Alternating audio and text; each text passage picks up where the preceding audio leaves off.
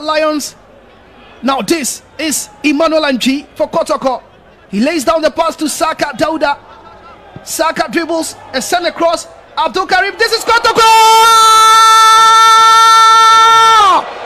Albert Amoah. What a goal for Kotoko. Kumasi Asante Kotoko. A one-up at the Obuasi Lane Sports Stadium. A beautiful goal by Albert Amoah.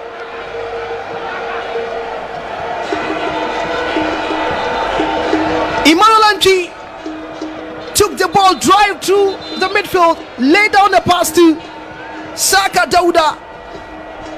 He took on the defender, sensing the cross,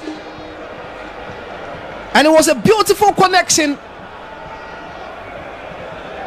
by Albert Amoah. Very good work done from Saka Dauda. He flicked the ball in. Abdul Karim couldn't get there, and luckily it fell for Albert Amoah.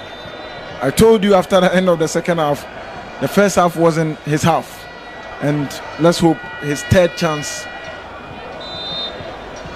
could be converted for Kumasi Asante Kotoko, and he has done just that. 1-0 in favor of Kotoko.